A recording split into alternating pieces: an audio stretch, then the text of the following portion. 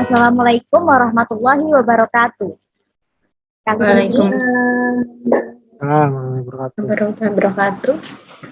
Kali ini kami dari Angkatan 4 Kelompok 1 akan mendiskusikan mengenai isu aktual terkait pelaksanaan penyelenggaraan pemerintah dalam upaya mewujudkan smart governance.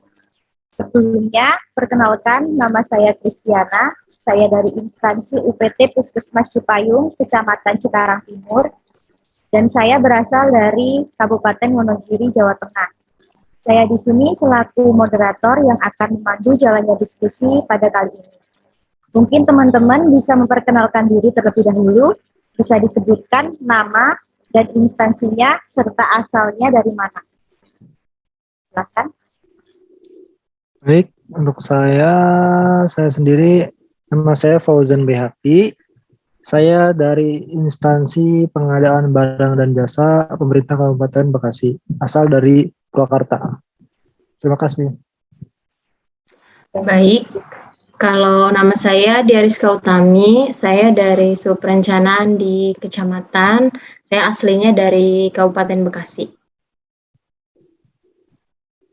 Iya, saya Nurul Fadrianti dari instansi Puskesmas Kedungwaringin, asalnya dari Kabupaten Karawang. Oke, terima kasih kakak-kakak semua. Pada kesempatan kali ini kita akan membahas tentang isu terkait smart city. Kira-kira kalau kita bahas tentang smart city, apa sih yang terlintas di pikiran kita tentang smart city? Mungkin dari teman-teman bisa berbagi ya, apa tentang smart city itu apa? Mulai dari Kak Fauzan dulu boleh? Kalau menurut saya ya, smart city itu adalah daerah yang dimana infrastruktur dan pelayanannya terintegrasi dengan teknologi. Dalam hal ini internet. Jadi masyarakat daerah tersebut dimanapun ia rumahnya, dimanapun ia berada, ia bisa dengan mudah mengakses pelayanan ataupun infrastruktur yang ada di daerahnya melalui gadgetnya ataupun melalui apapun yang bisa terhubung dengan internet. Itu sih. Terima kasih. Oke. Mungkin dari Kak Dia. Kalau aku sih hampir sama sih sama Kak Fauzan ya.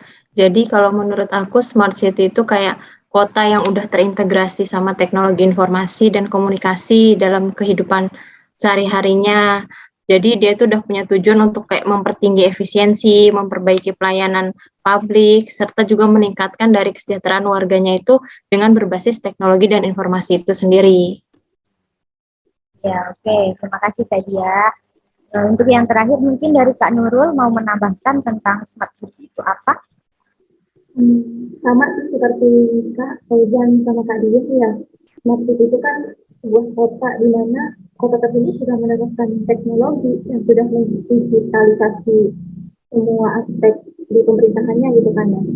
Seperti yang kita ketahui juga, sekarang kan kita sedang ada di era digital ya, di mana menurut saya sih smart city ini emang solusi untuk perubahan di era tersebut sih. Seperti itu. Oke, jadi bisa disimpulkan ya bahwa smart city merupakan konsep kota yang cerdas atau pintar yang dapat membantu masyarakat di dalamnya untuk mengolah sumber dayanya begitu ya secara efisien dengan memanfaatkan teknologi informasi seperti internet dan lain sebagainya. Oke, selanjutnya tadi nih saya dari awal menyimak kakak-kakak semua ini berasal dari kota-kota yang berbeda ya. Ya, mungkin, betul. Ya, ada yang dari Karawang, ada yang dari Bekasi, ada yang dari Kak Fauzan tadi dari mana Kak? Dari Purwakarta. Wah, dari Purwakarta. Oke. Mungkin kita bisa diskusi nih. Jadi hal yang menarik ya.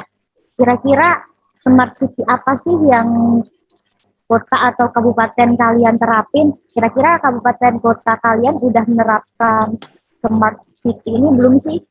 Mungkin bisa diceritakan ya, kita sharing-sharing tentang smart city yang ada di kabupaten atau kota kita masing-masing.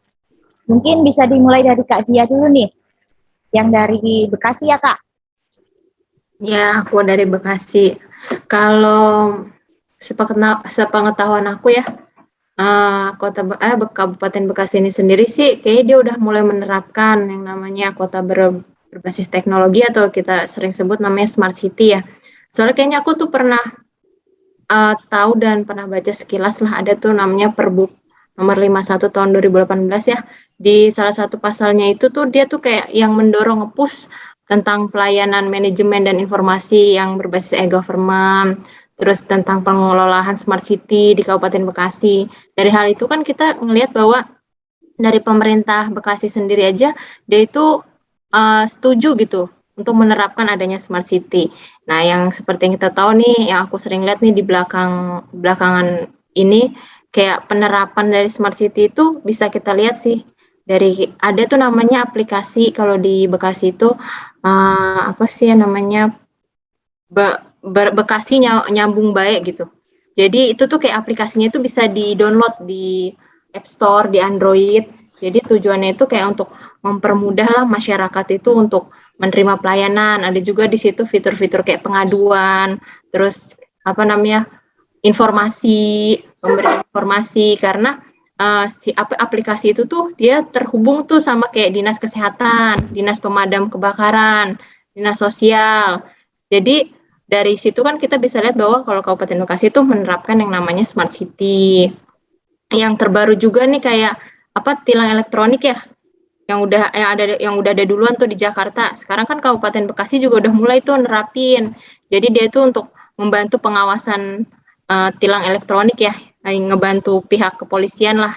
Jadi kan dari situ sekarang kita yang tadinya mulai dari manual, sekarang mulai berkembang dia menerapkan yang namanya teknologi itu sendiri. Jadi menurut aku sih di Bekasi ya udahlah dia menerapkan yang namanya sudah bisalah dikatakan dia sebagai smart city itu sendiri.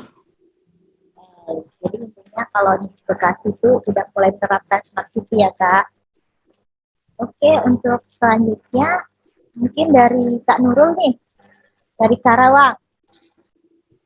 Iya nih, kalau di Karawang sih, kalau terkait aplikasi-aplikasi tersebut ya, ada yang namanya tuh Sapa Cetar, kalau di Karawang namanya. Jadi itu tuh aplikasi untuk pelayanan cepat dan pintar. Jadi kita sebutnya Sapa Cetar. Ini tuh untuk membantu masyarakat mengurus administrasi itu, seperti kayak kependudukan, yang kayak gitu-gitu. Sebenarnya kan kita agak susah nih kalau mau mengurus kependudukan, harus manual, belum lamanya, belum ngurus ininya, belum ngurus itunya. Jadi Karawang ini mengeluarkan aplikasi yang namanya Tata Cetar gitu. Terus juga kan kita lagi ada di era pandemi COVID ya. Karawang juga meluncurkan yang namanya aplikasi Siaga Corona. Itu sebenarnya website itu sih, aplikasi siagacorona.id. Jadi itu tuh untuk masyarakat Karawang yang merasa terjangkit, merasa bergejala, sama mempunyai riwayat dengan pasien COVID atau penderita COVID itu jadi bisa terlacak gitu di aplikasi tersebut. Gitu sih. Sama mungkin ini juga ada di beberapa daerah ya. Ini sebenarnya bukan melalui aplikasi atau gimana. Di Karawang juga kan ada mall pelayanan publik ya. Jadi kan di situ sudah terintegrasi juga tuh ada beberapa pelayanan nih di mall itu. Jadi kita nggak perlu susah-susah ngantri nih di tempat-tempat instansi yang perlu kita datangin gitu. Jadi kita cuma perlu ke mall sambil jalan-jalan, sekalian ngurus-ngurus keperluan kayak gitu sih. Bisa ada BPJS juga, ada Bank BRI juga, BPJS Ketenagakerjaan juga. Jadi kan itu lebih memudahkan masyarakat juga sih, seperti itu. Oke, sangat menarik juga ya di Karawang ternyata perkembangan smart city-nya juga udah cukup bagus. Kemudian untuk yang selanjutnya dari Kak Fauzan, silakan Kak. Dari saya di Purwakarta sendiri itu akan dibangun setidaknya 6 dimensi smart city. Di antaranya smart governance, smart economy, smart branding, smart society, smart environment, dan smart living. Dalam membangun 6 dimensi smart city, Kabupaten Purwakarta mencoba menggali potensi dan kearifan lokal yang relevan dengan kondisi Purwakarta saat ini. Untuk dimensi smart governance, Pemkab Purwakarta dengan program gempungannya telah berhasil mendekatkan pelayanan masyarakat hingga halaman rumah warga. Untuk smart economy, Galeri Menong menjadi sebuah solusi untuk menampung dan menjual produk yang berkualitas dari UKM yang ada di Kabupaten Purwakarta yang dikelola langsung oleh Dinas Koperasi, usaha kecil dan menengah, perdagangan dan perindustrian. Sedangkan dimensi smart branding, Pemkab Purwakarta membangun ikon serta arsitektur kota dengan ciri khas yang sesuai dengan karakter Purwakarta yang berbudaya dan berkesenian. Salah satunya adalah arsitektur bangunan Julang Ngapak dan Gapura Malati yang diterapkan pada bangunan di lingkungan Pemkab Purwakarta. Untuk dimensi Smart Society, Pemkab Purwakarta melalui Dinas Kearsipan dan Perpustakaan membangun budaya literasi masyarakat dengan menggulirkan program Liverpool, yaitu 5 program perpustakaan unggul: Getuk Lindri, Marangi, Simping, Palamanggu, Ngalamanggu. Sedangkan untuk Smart Environment adalah bekerja sama dengan Kementerian Lingkungan Hidup dan Kehutanan membangun Bank Sampah Induk atau BSI yang diintegrasikan dengan pusat daur ulang di daerah Kecamatan Ciwareng. Dan yang terakhir, dimensi Smart Living diwujudkan dengan membangun jaringan CCTV agar kondisi seluruh sudut kota dan area-area penting dapat terpantau. Itu. Oke, wah ternyata menarik sekali ya untuk smart city di masing-masing daerah. Kemudian di sini karena saya dari lintas Jawa Barat ya, saya berasal dari Jawa Tengah sendiri, ini dari Jawa. Purwakarta masuknya mana Kak? Jawa Barat kah? Jawa Tengah? Jawa Barat ya? Masih ya? Barat.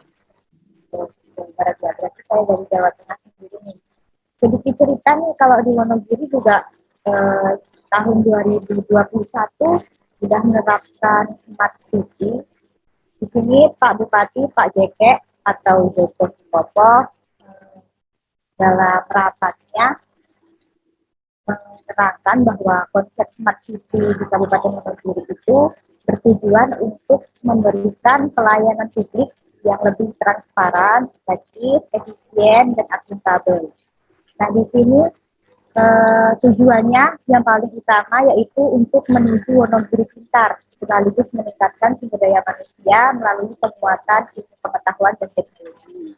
Nah, dari smart city yang ada di Wonogiri ini, mungkin yang menjadi utamanya beliau berfokus pada pengembangan budaya, karena ikon budaya itu tidak lepas dari ikonnya Jawa Tengah ya, karena Jawa Tengah kan banyak kebudayaan yang dikembangkan. Nah, itu sebagai wadah tuh penyalurannya melalui smart city, sehingga kita akan mewujudkan Indonesia yang berbudaya. Untuk selanjutnya, karena smart city ini udah mulai diterapkan di daerah-daerah ya, jadi kita mungkin kita sendiri juga sudah paham bagaimana cara penerapan smart city dan juga bagaimana cara kiat-kiat kita untuk mencapai smart city melalui smart ASN. Nah, kira-kira di sini yang ingin saya tanyakan ke kakak-kakak semua yang sharing-sharing juga tentang bagaimana sih kira-kira bagaimana caranya kita sebagai ASN untuk mencapai smart city itu sebagai kita sebagai calon ASN ya. Bagaimana kiat-kiat kita untuk mencapai smart city itu dari kita. Mungkin dari Kak Fauzan dulu nih, bagaimana sih kiat-kiat kita sebagai ASN Kak untuk mencapai smart city itu? Kalau menurut saya, yang paling pertama dan yang paling utama tentu kita harus selalu mengupdate diri terhadap teknologi yang berkembang. Jangan sampai kita sebagai ASN yang notabene merupakan generasi milenial justru malah gagap teknologi atau gaptek ya. Setelah diri kita update terhadap teknologi, setelah itu kita terapkan di tempat kerja kita. Salah satunya kita bisa berbagi kemampuan tersebut dengan orang-orang di tempat kita, dengan orang-orang di tempat kerja kita, dan juga kita bisa menciptakan suatu terobosan yang merupakan suatu teknologi yang sebelumnya belum pernah ada gitu. Jadi kita menciptakan sesuatu agar bisa membuat kinerja di tempat kerja kita itu semakin meningkat, semakin bagus pelayanannya, semakin bagus gitu. Itu sih. Oke.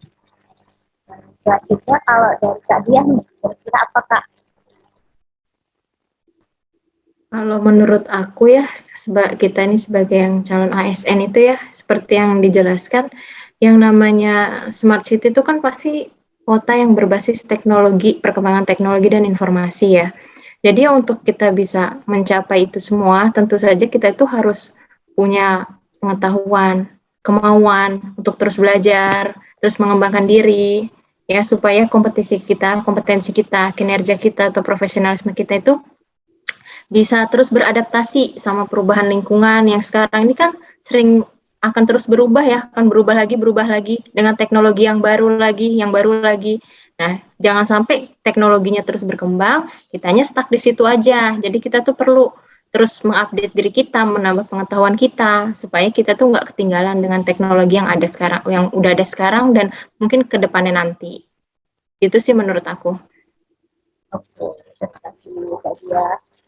Oke, untuk selanjutnya dari Kak Nurul nih, kira-kira apa nih kiat-kiat dari Kak Nurul untuk mencapai smart city sebagai ASN? Iya nih, kalau misalnya kita ibaratkan ya, kalau kita ibaratkan smart city itu kepalanya, berarti kita sebagai ASN itu anggota-anggotanya dong. Jangan hanya kepalanya aja yang smart, kita yang bawahnya juga harus smart juga kan. Salah satunya kan kita juga harus upgrade terkait bahasa juga kan, jangan cuma tahu bahasa Indonesia, seenggaknya kayak basic-basic bahasa Inggris pun kita harus tahu kan, karena banyak juga kan kayak aplikasi-aplikasi digital itu nggak selalu pakai bahasa Indonesia, pakai bahasa Inggris juga, kayak gitu juga sih. Nah, mungkin karena kita berhubungan langsung dengan masyarakat ya, jadi kita pelayanan kita juga harus maksimal gitu, jangan mau nggak mau melayani masyarakat, kayak gitu sih paling. Oke, luar biasa sekali ya pendapat dari kakak-kakak semua yang ada di sini. Oke, untuk diskusi kali ini saya simpulkan bahwa dalam penerapan smart city kita memang harus mengadopsi berbagai teknologi dan informasi ya, dengan cara menjadi ASN yang smart, yaitu mewujudkan smart ASN dengan tidak meninggalkan core value kita, yaitu berakhlak. Oke, mungkin itu saja diskusi kita pada kesempatan kali ini. Semoga kita bisa menjadi calon ASN yang mempunyai smart city yang baik dan juga dapat menjadi ASN yang berakhlak sesuai core value kita masing-masing. Ya, untuk itu mungkin cukup sekian diskusi kali ini. Semoga teman-teman lebih memahami dan mengaplikasikan semua ilmu-ilmu yang didapat dari diskusi pada kesempatan kali ini ke instansi masing-masing ya, terkait smart ASN. Oke, sekian dari saya. Wassalamualaikum warahmatullahi wabarakatuh. Waalaikumsalam warahmatullahi wabarakatuh.